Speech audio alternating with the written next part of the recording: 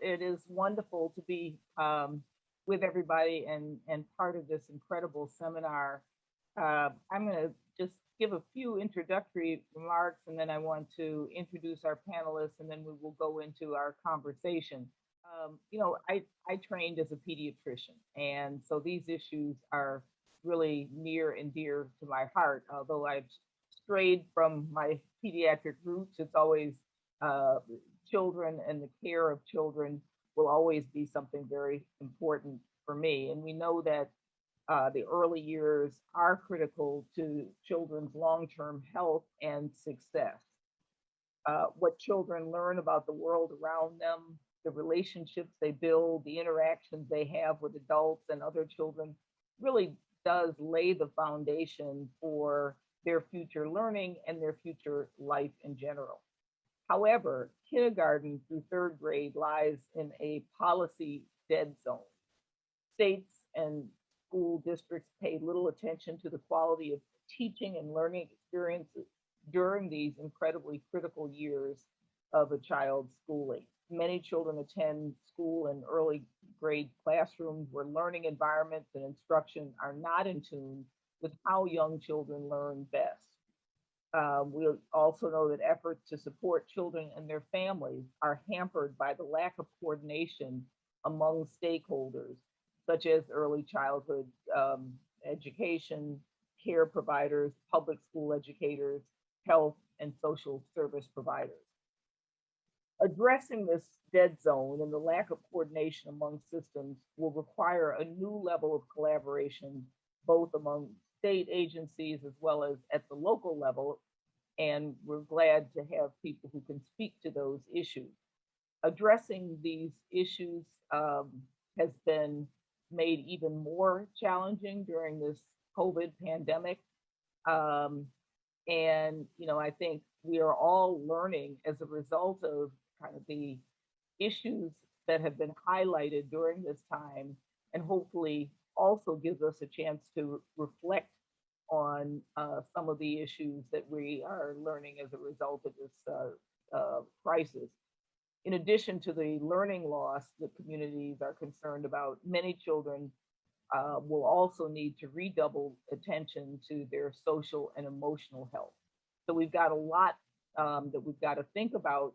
And then, I guess just finally, as we become more focused on ending persistent racial injustice, schools also have to examine their roles in disrupting and addressing disparities in how children of color are disciplined, encouraged, instructed, and represented throughout their educational journey. So we know that it's going to take improved outcomes to be able to improve outcomes for children. It is going to take this more comprehensive, coordinated, and seamless approach to early and elementary education. And that's what we're here to talk about with a group of people who have such depth and expertise. Uh, as was mentioned, their long bios are in your materials. So let me just briefly mention the panelists. Leah Austin, who is the co-director of the Center for the Study of Child Care Employment at the University of California at Berkeley. Mira Manny, who is the Director of Children, Family, and Communities Program. Tammy Mann, who is the CEO of the Campagna Center, providing cradle to career education and social development services in Alexandria. And Edward Manuzak, who is the superintendent of Dundee Community Schools in Michigan, and also the co-chair of the AASA Early Learning Cohort. That's the Association of School Superintendents. So, sorry, Tara, Tara McGinnis, who founded the new practice lab and research and design lab focused on family economic security. She teaches public policy at Georgetown University. So it's just wonderful to have everybody here representing your range of different areas of expertise. And let me just start off maybe with a question to all of you to just talk a bit about, from your perspective, how you see these systems as being siloed and disconnected from your vantage point. What are some of the manifestations of that? and what would it really mean to have systems or systems that a system or systems that are more aligned than what we have currently. So just, kind of from your vantage point, address that issue generally, and then we'll get into more specifics in your area. Maybe I'll start with Tammy, because you're the first person in my Brady Bunch cubes. I forgot to unmute myself. Thank you so much for being here, and thank you for the question. I guess from my vantage point, we have really endeavored in the community I'm currently serving in to really not allow the way funding streams are structured to influence the way our community approaches providing early care and education. And it's certainly been a journey. It's been a process for us, but it takes intentional commitment to move in that way, because truly the regulations that dictate how dollars are used and the qualifications, requirements that families have to meet to access dollars to provide support, whether you're talking education, whether you're talking health, whether you're talking housing or other supports that families need, they really do all have their own sort of set of rules and regs that govern how you access them, right? For us in our community, we've elected to say we're going to form a common agenda, and we used a collective impact framework that really, forced us to say we're going to put children and families in the center of the work that we want to do. And we're going to work hard at building the trust that we need to build so that the families in our community who are trying to access early education can do so, and do so with a group that is committed to making certain that it's not harder than it needs to be. We heard a lot in the prior panels about the funding streams and how they drive what we do and how we do it. And I think, for people doing this work that are really committed to wanting to serve children, it's our job to say, we're going to find ways to not have that drive how we do what we do. And that's what we've been doing in Alexandria and the work that we've been undertaking for the last 6 to 7 years using a collective impact framework. So love to get others' thoughts on, from where you sit, what do you see as the biggest challenges that you face in terms of this siloed nature of things? How does that manifest in what you're doing? And we'll get more into what you're trying to do to deal with it, but just to kind of give a flavor for where you sit, where does this show up the most, and what are the challenges? And maybe I'll call on you, Edward, because you're next. Well, thank you, Dr. Gayle. So as a sitting superintendent for a local public school district, I really appreciated Amy's comments earlier about making sure that we connect with principals and superintendents, because it is very easy to approach this in a siloed manner. So one of the things that I want to highlight, and I know one of the other panelists had mentioned, the release mechanism of Early Head Start and Head Start, is that the AASA has partnered with the National Association for Elementary School Principals and with the Office of Head Start. And they collectively have been working toward eliminating these silos that have existed. So back in July of 2018, with former director Dr. Bergeron, there was a project that I had become a part of called the Collaboration Demonstration Project, where 13 districts from around the nation were given the opportunity to partner with local schools and bringing those agencies that were the financial beneficiaries of that grant along with their local school district and bringing them together. And this has really spurred all of this additional work now around the nation, hopefully to create better transitions for those children that are serviced, the over 1 million children that are serviced annually by Head Start. And so in the conversations, though, in that very first meeting I was involved with, back in July of 18 with Dr. Bergeron and the teams that she had assembled in a meeting that we had when we were back together being face to face. She had said, it's so important for those relationships to be built. We must learn to work together to make differences for families, because as a public school educator who is a former kindergarten preschool teacher and understanding the value of families, we need to stop referring to our systems as K-12 systems. Then truly they are P20 systems. We're talking prenatal through age 20. So we really need to start redefining that. And it's a very simple, small step that in all of my conversations I have on the national level and on the state level and on the local level, we are working hard to eliminate those silos. And I really appreciated one of the comments in the chat saying, we need to make sure that, public schools or school systems are connecting with agencies. I know that we're truly trying to redefine and re-ready that. So in the chat, I'll drop a resource in there from a paper that was written by OHS on this entire collaboration demonstration project for further examination. Okay, maybe I'll jump to solutions since people seem to want to jump to solutions. Unless anybody else wants to talk about where you see the problem, but I guess we've got the problem covered. So maybe we will jump more to solutions. So Mira, in the work that you are doing, could you talk a bit about the work around this Starting Smart and Strong initiative? Because I think those are really good examples of the kinds of things we're talking about. And, including in that, how are you engaging the community as well as part of it? So give us a picture of that work. Well, and thank you for the opportunity for being on such an illustrious panel with all of you. I'm so glad you called on me because I actually do have a point of view about the previous question. So let me just sneak that in. And that is that I think that the values that underlie who we are as a nation are so highly individualistic that we seek singular solutions to problems and don't really see, when you think about our public policy is really built on single stream solutions and funding, and there are no incentives to work collaboratively.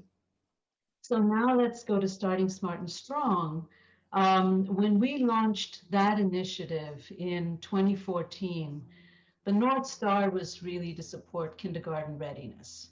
And for us, it was a broad definition of kindergarten readiness, that children grow up healthy and thriving and ready to learn and succeed in school.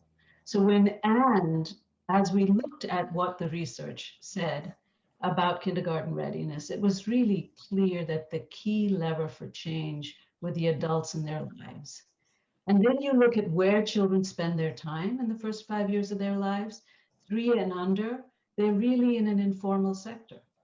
They are with parents, informal care providers, and then as you get more preschool in place across the nation, you have more kids in childcare and formal settings as they get older.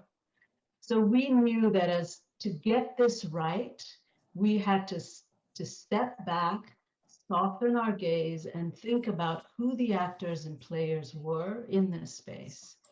And the other thing that was really clear is that we've made the case on early childhood. We have advocates that really are in place and strong to advocate for more dollars. But where we haven't cracked the nut in this nation is implementation at scale. And that's the kind of thing philanthropy can do. It brings risk capital to the table and really thinking about what is it going to take. And that led us to communities. Oakland, East San Jose, and Fresno. And the North Star was kindergarten readiness. And in each of these communities came together to talk about what got in the way. And they had big discussions about who needs to be at the table and what's in it for people to be at the table, what's the ultimate incentive. And what came out of that work and that planning, there were 4 pillars to it. One was professional development on a set of best practices that were ubiquitous and could be used to enhance any curriculum that was happening in a classroom for childcare, early childhood providers and teachers. The second was pathways and supports to parents and informal care providers. The third, because of our commitment to healthy development, was really to see that developmental screenings were universally available and scaled across those communities. And so so you begin to see who the actors are that need to come together to start to put this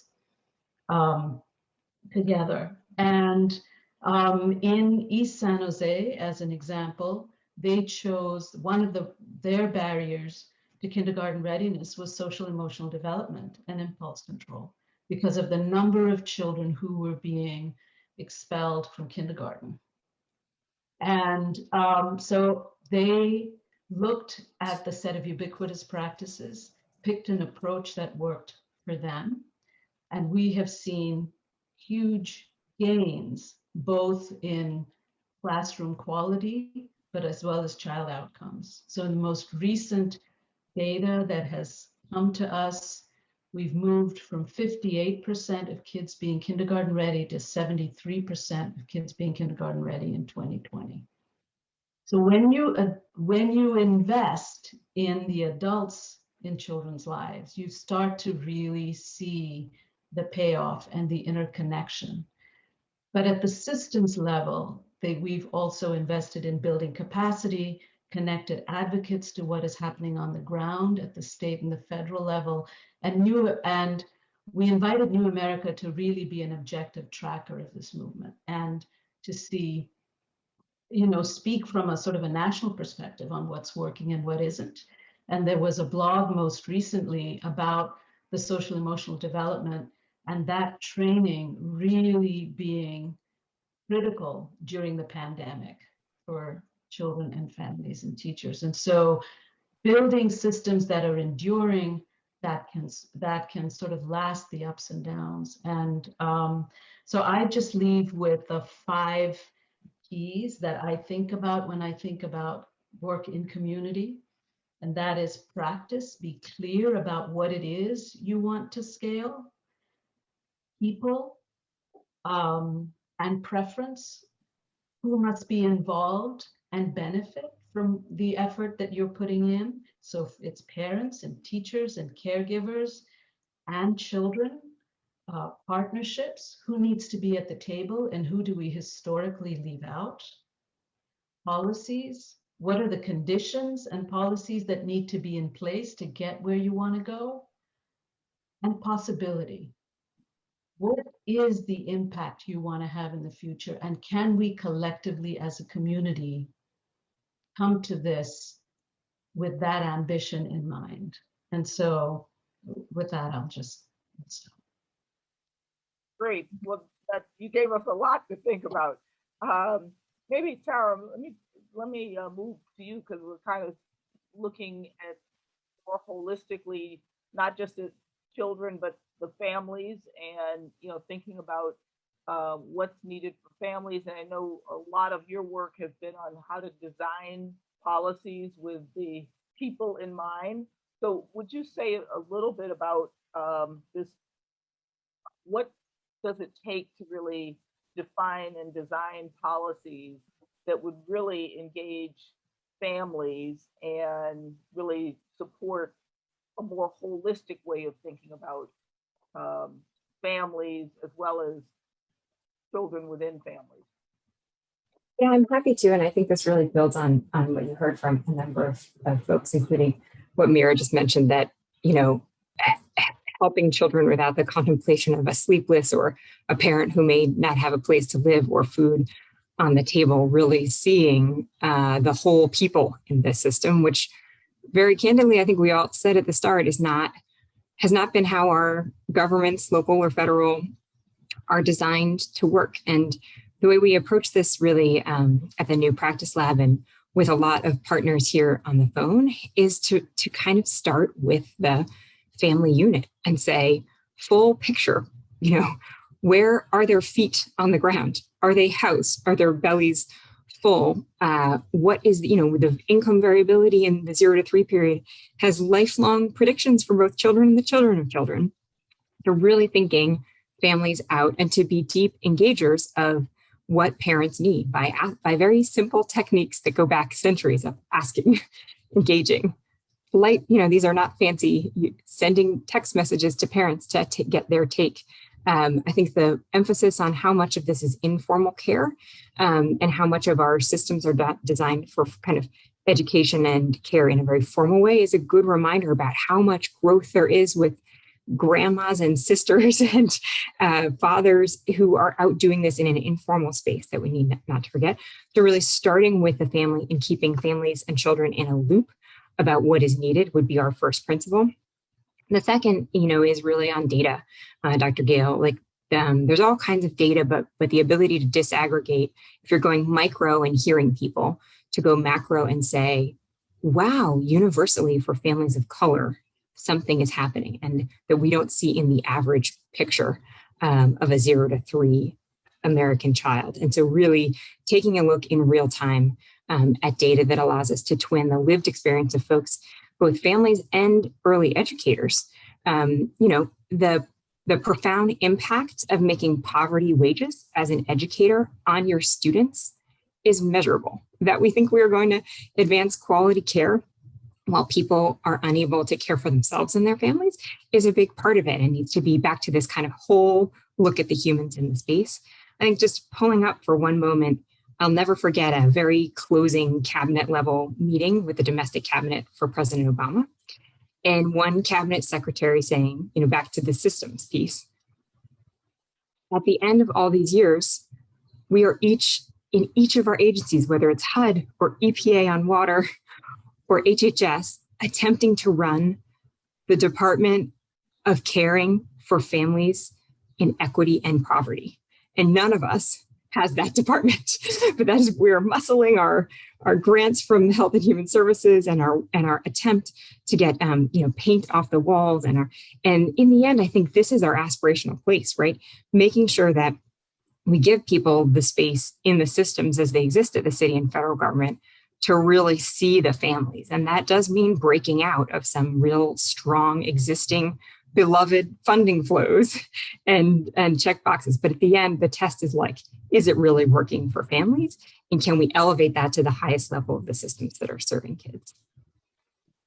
Thank you for that. And that kind of follow on to that, I'd love to, Leah, bring you in. And, you've talked a lot about the need for systems change and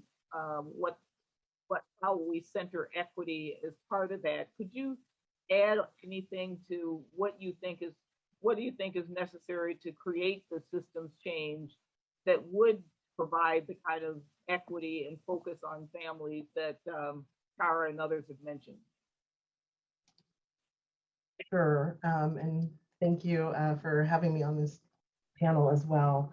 And I do also just want to sneak in a response to your very opening question, Dr. Gayle, on the silos. And I think the Tammy mentioned about the silos driving so many of the inequities. And I think we really see that as it relates to the workforce as well, because we do have these systems that treat the educators and providers very differently, right? Different pays, different expectations, different working conditions. When I think about my home state of California as an example, you can be a 3-year-old in California and have access to an educator who is working in, kind of broadly speaking, one of 5 different types of settings and with different expectations, different pay, different working conditions. What we're providing for early educators and what we're providing for children and families really doesn't have anything to do in many cases with the learning and developmental needs of children. It's about what you happen to have access to, where you live, what you qualify for, what income your parents have, and not about matching the needs of children, of families, and their educators.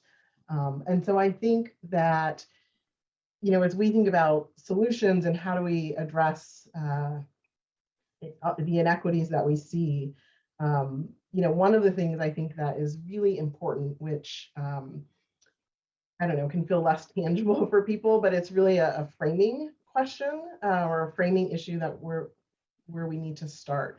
And setting I think an immediate goal of reframing our vision of an early care and education system that places children and families and educators on equal footing. I think that, we are often talking about a system for children and families, and only thinking about the adults who are working with those children as kind of actors in the system, that are there, really only in the service of children, rather than what do they need as participants in their own right. And so I think explicitly naming that we need a system in which educators thrive as well, helps us to elevate the policy needs and resource needs to talk about the workforce. And I think what we see when we don't do that is we can have this real deficit perspective of the workforce. This gets reflected too often in policy proposals and quality improvement initiatives, where there's an emphasis on the inputs into fixing, monitoring teachers and caregivers. What behaviors and practices are they employing, before we're even thinking about what are the inputs they need as people in their own right, to provide the conditions that give them good and fair pay, benefits, and those working supports that allow them to thrive. And then when we look at, like, how does that translate? What do these silos and under-resourcing, what does that end up meaning for people? We have a circumstance now, as Tara was saying, where early educators are earning poverty level wages. They're experiencing poverty at rates that are as much as 8 times that of their K-8 counterparts. And our policies are unfortunately driving some of those inequities. It's definitely the under-resourcing, and not having a public system where we are breaking the link between what parents pay and what teachers earn.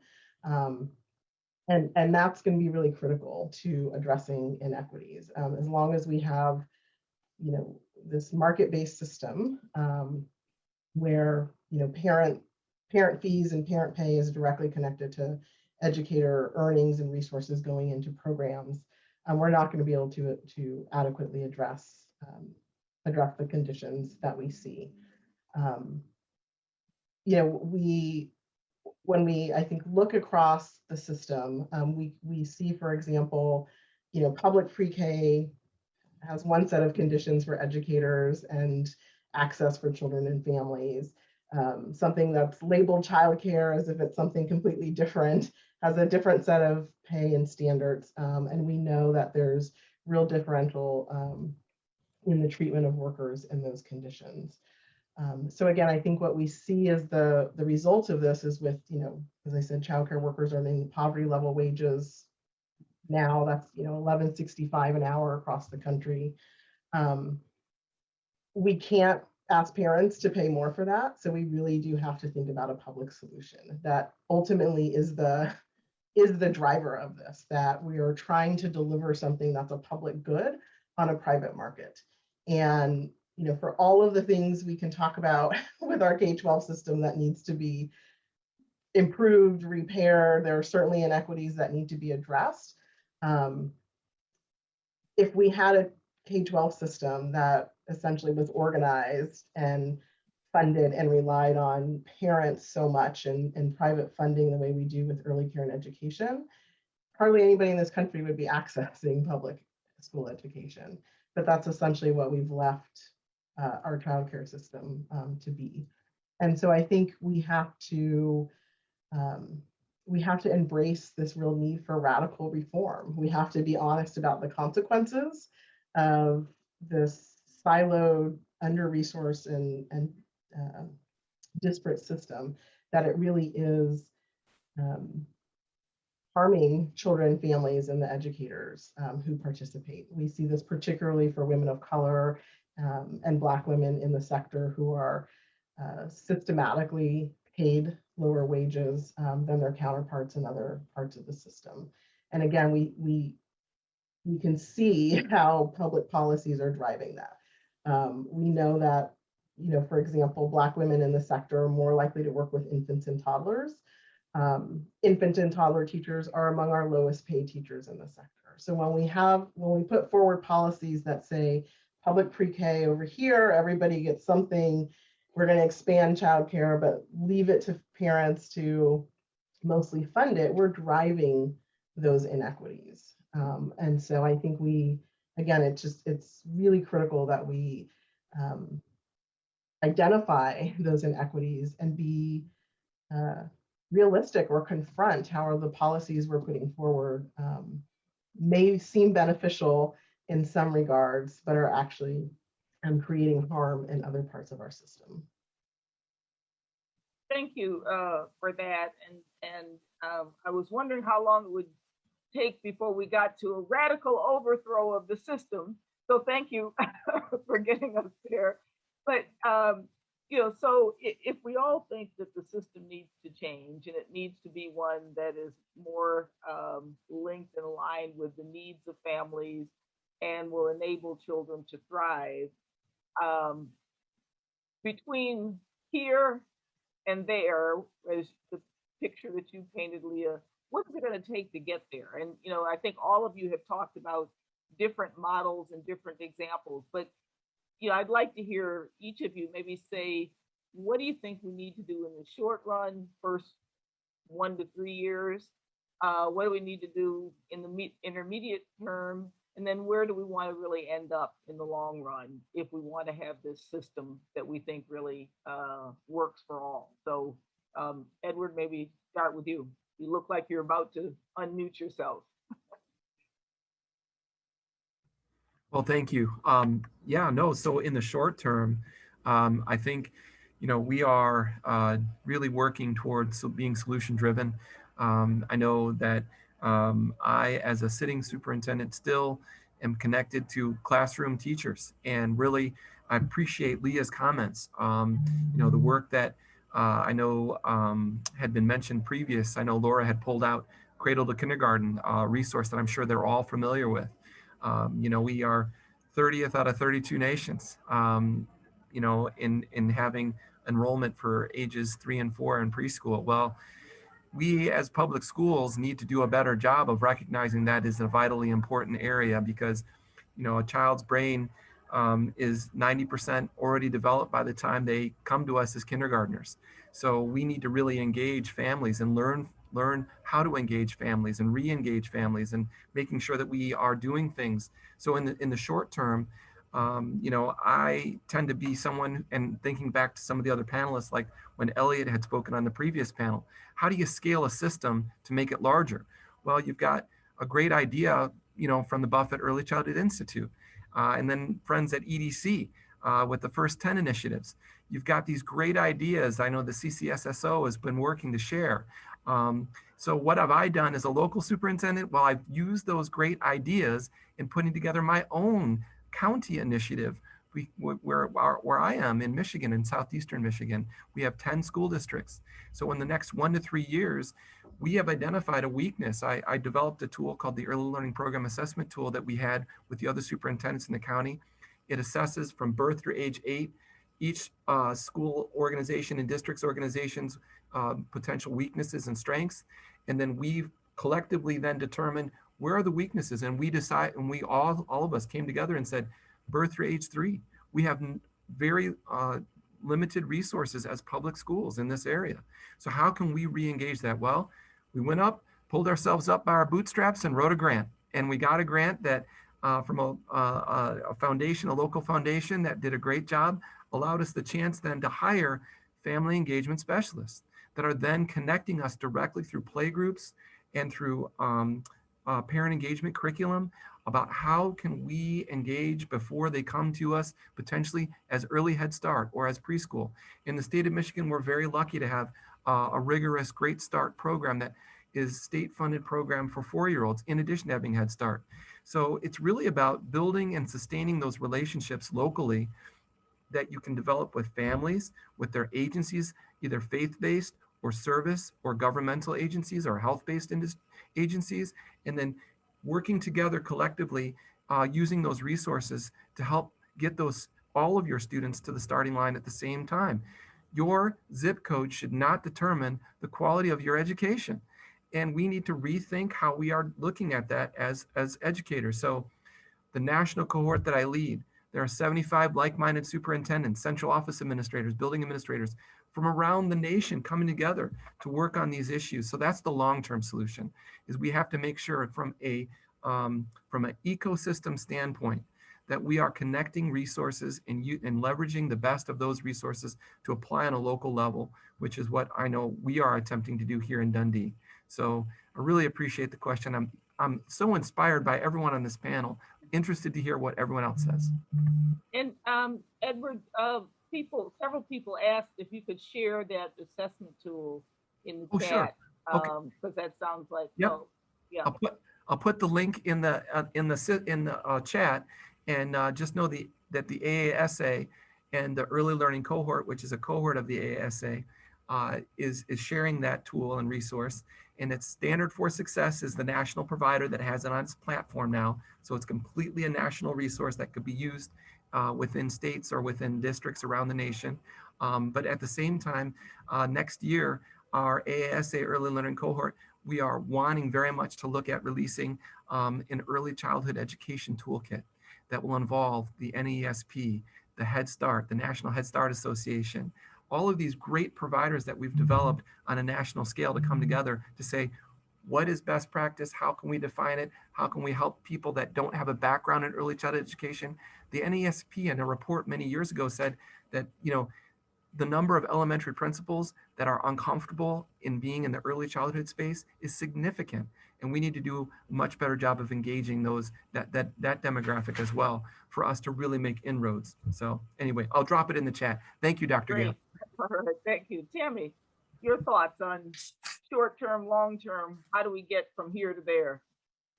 Yes, and I think if we're talking about dealing with inequities that keep us stuck in a system that's working for some and not others, I mean, I definitely feel like obviously the sector has to recover from COVID. I mean, the reality of what has happened to sort of the marketplace of who's available to provide such services, we've got to recover. And so to the point Danielle mentioned in this panel prior, we're fortunate to have federal resources to help us do that. And that's really important that we sort of focus on leveraging those resources to really rebuild. But I also think it's important to note that those resources don't go to the point of sustaining and helping us deal with the issue of inequitable wages and compensation to bring the educators on par with sort of putting children and families in the center. And honestly, I really feel like we have got to wrestle with changing that reality. We don't win if we don't get sustainable investments in this sector to support paying people better, offering benefits, all of the things that make it possible for people to come in and engage in this work and do so in a way that is reflective of what it takes to do it and do it well. And I'm just hoping, I mean, all of the money that's come through the rescue plans, for some, it's going to sound like, well, that's a lot of money.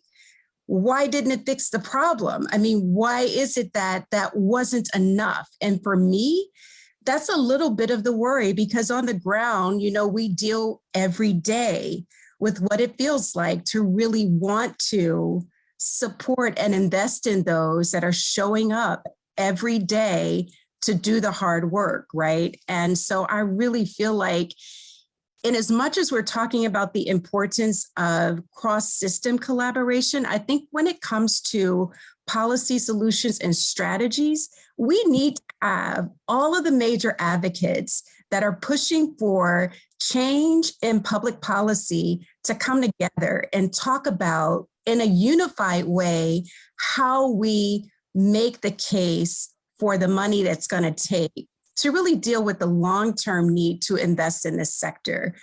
I feel like we don't spend a lot of time talking about how the fight of sort of, all of the ideas about the best way to get there can sometimes get in the way of policymakers sort of being able to hear and know. So this idea that there needs to be a bit more unity when we think about all of those who are working together to to help support investments, that feels really, really, really important. And it doesn't get enough press, from my point of view. I also think that, ultimately the work that does happen from a policy perspective, to the extent that we are dealing with different funding streams, we have to be thinking about the unintended consequences that happen with new decisions that are made to try and fix the system. If we are not thinking about, is this going to help or hinder the progress that's trying to be made on the ground to not operate in a silo, we're missing the boat. We're making it harder for the people every day who are trying to operate from a different framework. And so we really do have to make certain that as we're articulating policy solutions, that we're really evaluating that. And if it's going to make the entrenchment that we're contending with that much more difficult, we really need to second guess whether that's something we should be doing, because the work is hard enough, right? And COVID has certainly introduced a level of intensity that, I am worried about the sector recovering from as we try and recruit and retain staff to be involved in doing this work. So it's going to be critical that we are attending to the solutions that we're putting on the table and not making it more difficult for people to really operate from a shared perspective. So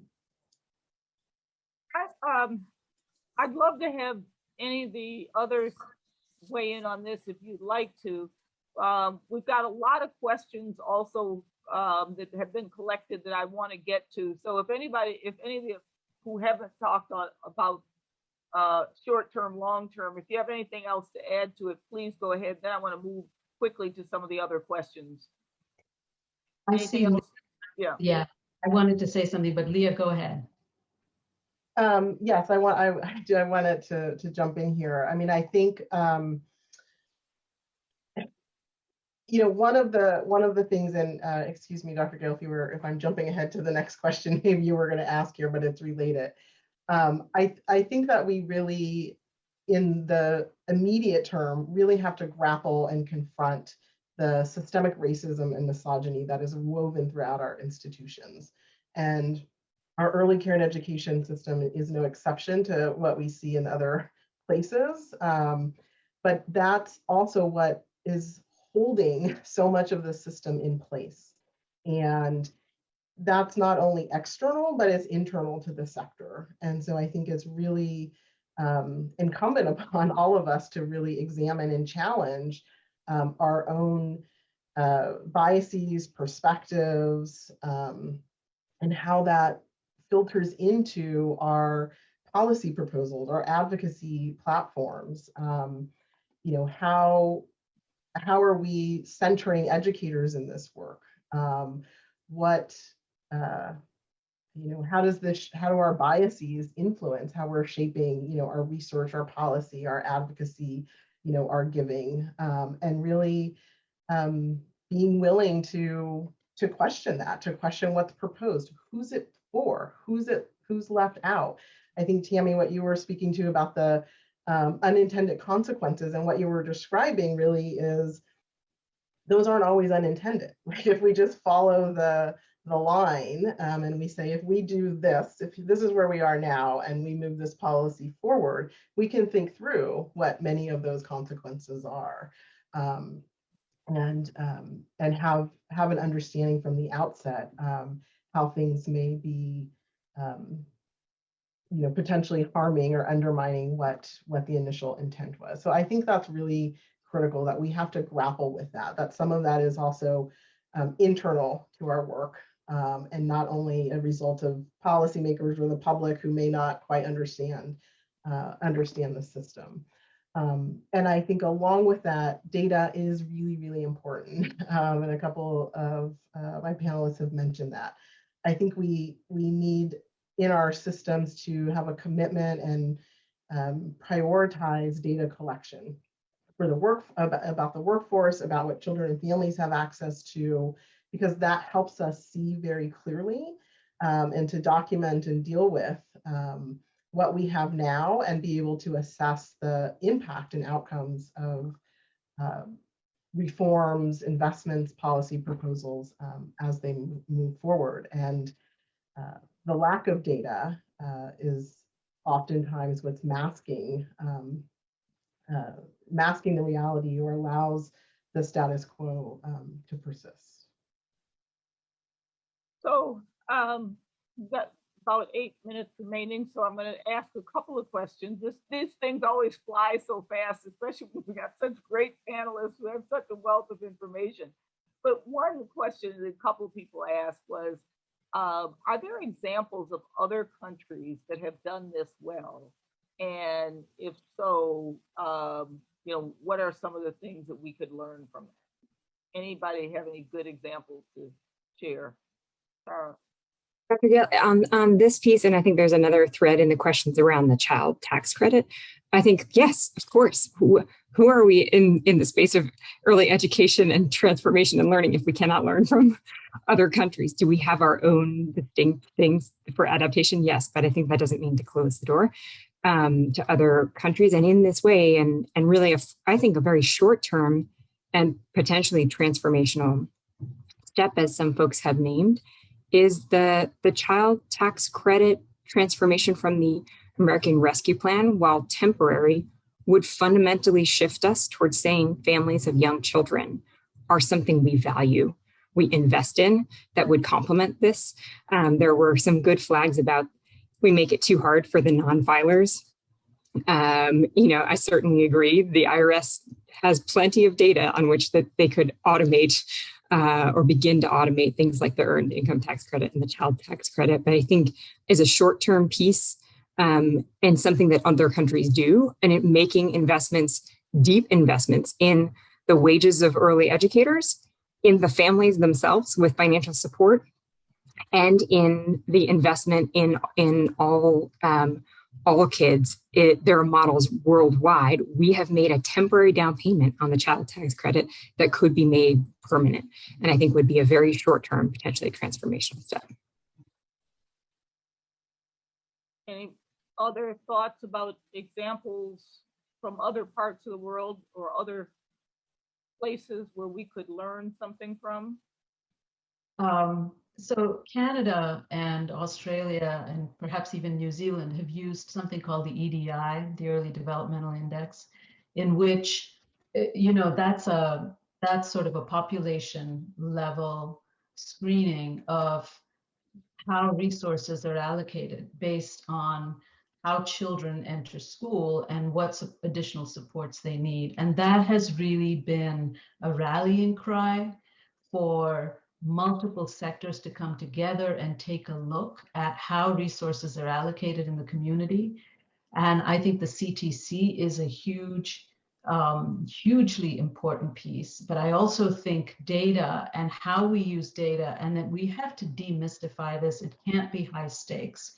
We can't blame people for what isn't happening. We have to look at data and see how can we support the sector. And then I think for us, really, as a sector, we have tended to be myopic. We think only about us. And if we're going to get this right, and we have to create demand for the change we want to see, we have to hold hands with other sectors that may actually have wind in their sails and can speak to the importance of this. So I think the health sector, universal healthcare has become a household phrase right now. And I think we need to hold hands with a broader caregiving sector that is beginning, as Anne-Marie said in her opening comments or in a chat. I think if that's the fastest growing sector, then we need to start to hold hands and think about when we combine with people and when we lean in on the things that are so unique to who we are. But I think driving demand for the change we want to see is something we have not really paid attention to necessarily. If I could just add really quickly on other examples to build on Mira and Tara. What we see in some of the other countries or peer countries, as Mira named some, and I'm sure Tara was referring to, we see more comprehensive support. We're more likely to see support for families and resources for going directly to families. We also see more resources for childcare. There is no perfect system in any other country, but there are certainly more robust supports. Many countries that provide a right to childcare so that families have access for a certain number of hours per week. Many of those countries also have childcare unions so that people who are working in the sector as educators belong to unions, and so there's a much stronger collective voice to advocate for resources, for pay, working conditions, these sorts of things. So I think that there's the part of that is perspective, right? And those countries really valuing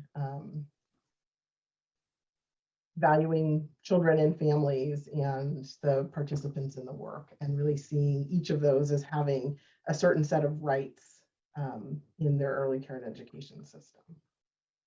So you mentioned advocating, and that's kind of people who are within the system, but there was a question somewhere along here that asked, how do we get the advocacy community that is focused on this more unified so that people are aligned and thinking in the same direction about these? All of you are involved in advocacy in some way or the other. Is this a fragmented advocacy community? And if so, what are ways in which it could become less fragmented? Any thoughts? I'm happy to jump in here. Yeah. Oh, No, I just said I did provoke the question because I feel like it's an unexplored tenet of what is at play sometimes in the policy space, and having sort of been out of direct service and operating at a different level. We just don't talk about that enough. And I really do feel like as we're pushing for more coherence in how we are making the case for why we should be investing, we should be looking at this a little bit more closely to see how it can enhance our ability to be successful. Leah, you want to add something? Yeah, I think two things. One, I would go back to, I think, interrogating perspectives and values and priorities, and where are those coming from, and how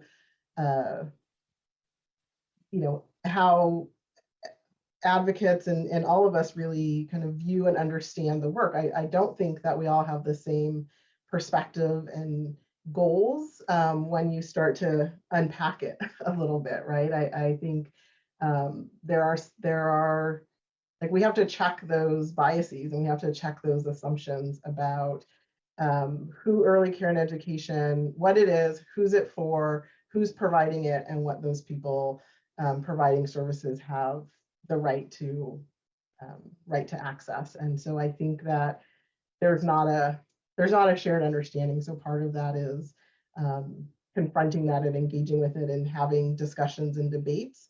And along with that, centering educators in this work, in advocacy, in policy, having early educators be sharing in the responsibility of shaping policy, shaping our advocacy platforms as, kind of key actors in the system who are working most intimately with children and families on a daily basis, and who can really bring those direct experiences to the table. I think that it's so absent in so many ways across our early care and education system. And those voices really have to, I think, be central to informing advocacy and policy. I think that would really go a long way. Great. Well, Alas, I think we are out of time. There's so much more we could talk about, but I really appreciate the very thoughtful answers. And I think we've kind of covered the waterfront of really how do we think about this disconnected system? Where would we like to be, and what are some of the steps in between? And it's been wonderful to draw from all of your different experiences where you are looking at innovations in a variety of different ways. I hope that the audience will take some of the learnings and examples that you've provided, and hopefully we can kind of keep this dialogue going. This is so critical, and as as people have alluded to throughout this, this experience during COVID, I think has just highlighted even more some of our failings, some of how our system is broken, and some of the ways also where there's been some innovation that maybe we can continue to draw upon and use as we think about how do we really create the system that we think works for all. So thank you all so very much. And Laura, I will hand it back over to you. Thanks so much.